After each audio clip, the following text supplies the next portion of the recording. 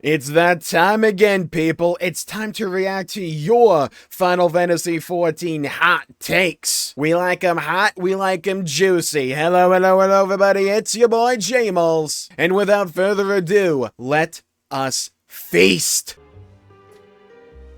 First up tonight, we have at ZombieAnt8796 who says, hot take, Dawntrail wasn't lower stakes. If you think about it, the Queen would keep needing more and more souls. So even though not everyone's life isn't in danger at the same time, they would become in danger at some point. So we saved the entire star again. This to me is a really interesting point because there is some merit to this. I think for a lot of people, and even Square Enix, the idea and the goal of Dawntrail was to kind of reset the stakes from the big cosmological threat that we faced in Endwalker. And while yeah, the Rite of Succession is absolutely lower stakes, the story that followed that in 7.0 technically wasn't. Because if we didn't stop the Queen's fiend, she would just continually use up more and more souls from all the different shards to power the Endless. At least that's our current belief as to her motivations as of right now, pending any future plot twists involving Winterer. Same thing can be applied to Calyx, even more so. It's not like they would have just stopped at the source or anything. They would have gone to the other shards, and yeah, they argued just to try to get us on their side that, hey,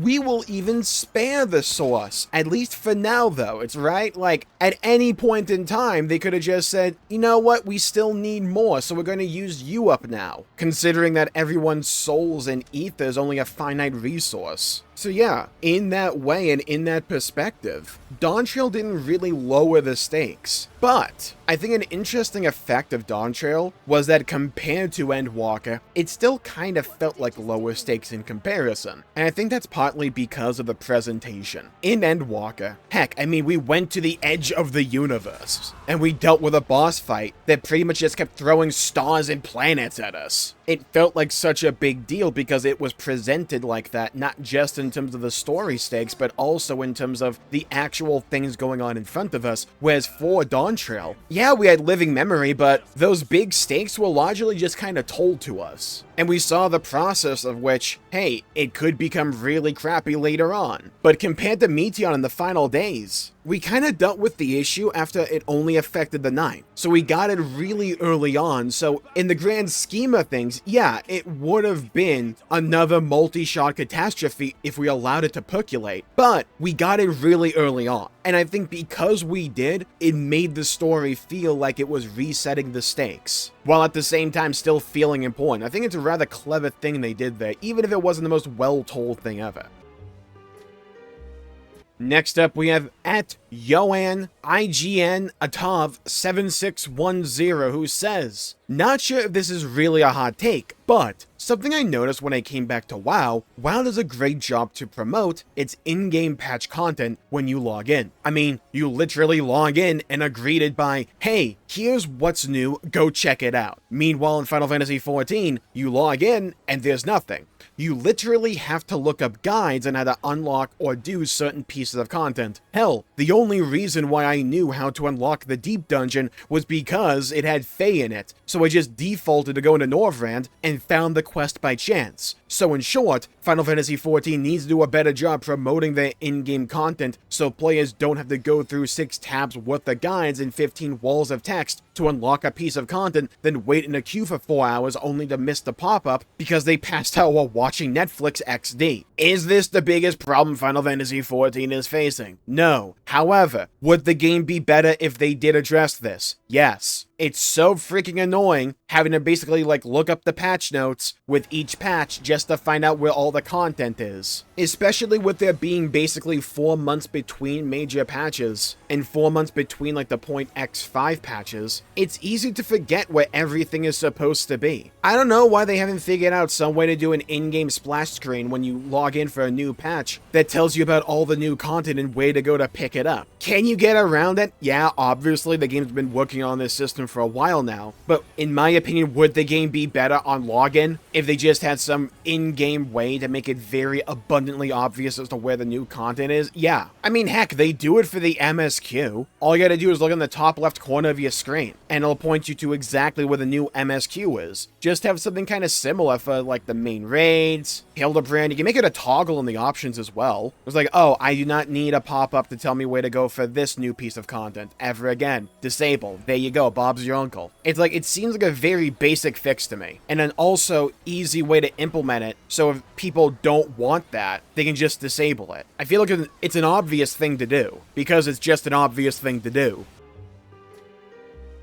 Next up, we have a really hot take, but one that captures my own heart. We have at AcridX5712 who says, hot take, Zenos should join the Scions of the Seventh Dawn. Of course, he was an evil, murderous psychopath, but the Warrior of Light can fix him. Dude was a real one. I mean, I just agree. Like, this is just a factual statement. I don't even know why I put this in the video, because it shouldn't even be a hot take. Like, this should just be a spinal reflex for people. This should just be an obvious thing to do. It should just be basic instinct. You never have to really explain to people how to breathe, or how to eat food, most of the time at least. I've said it before, and I'll say it again. Zenos Yay Galvis is one of my favorite characters ever in Final Fantasy XIV. I love that dude so much. And he, funnily enough, started out as a character I didn't particularly care about all that much at the beginning of Stormblood. But then by the end, God, I loved how he was just in it for the love of the game. He was a guy willing to basically burn the entire world down just so that we could fight on top of its ashes. It's something about that character archetype I absolutely love and just have so much fun with. And without him, there's been a bit of a gaping hole in Final Fantasy XIV for me. But I will say, my God, the ending we got with him, despite the fact I basically called it bar for bar, for the most part, before Endwalker even came out, it was exactly what I wanted for him as a character. And I know some people would get upset if they ever brought Zenos back somehow, because people have no taste, but I would be absolutely over the moon, so long as they didn't, like, new to him, right? Like, you need to keep somewhat the same energy. You can't just turn him into a bacon and say, you know what, Warrior of Light, I used to love fighting and bloodshed and testing my limits, but now I'm testing the limits of this sourdough, right? It's like, we need to keep Zenos the same character, but in such a way to where I can still have him as a trust character moving forward. Do you see the vision? Yeah, do you feel me though? You know Evil Eye from Dandadan? I basically need him to join the party like that, where he helps to, like, fight all of our enemies with us just because they get in the way of us having another fight. Heck, you could even make it like a weekly lockout. We have to do like a 1v1 instance against Zenos for whatever reason. Maybe for some tombstones or whatever. Or maybe even for some materia, because you know, we never get materia in this game. I'm just saying, I think the game would be an infinitely better experience if it went in this direction. I can't help being correct. I just am.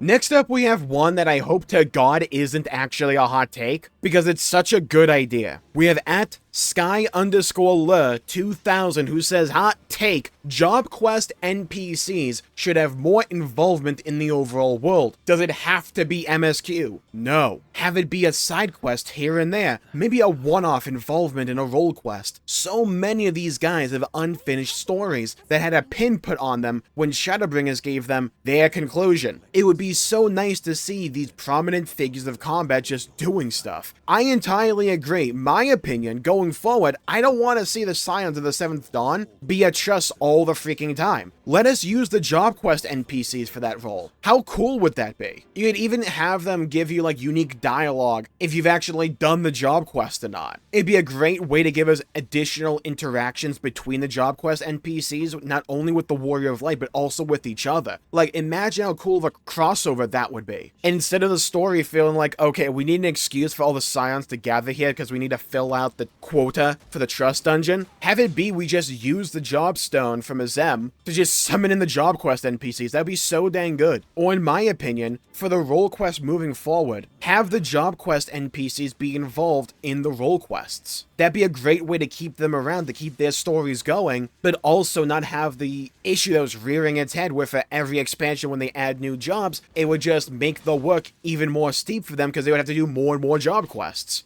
Just have them, like, form their own little mini groups for the role quest moving forward, and that'd be a great way for us to continue their storylines. It doesn't have to be something grandiose, it could be, but it'd just be a good way to keep them relevant in the story because a lot of these guys are beloved characters. Like, imagine if the healer role quest for Dawntrail eventually took you to the Occult Crescent. There's a lot of elements in that story that line up very well with the Scholar quest, so imagine if there was some kind of like interaction between those two groups of NPCs. That could be so dang cool. I hope that's the direction they go in going forward, because I think there's a ton of unrealized potential with these NPCs, and I think just sidelining them in random places in the world for us to go back to and talk to every now and then doesn't really do any of them justice. I think it'd be a really fascinating avenue to explore.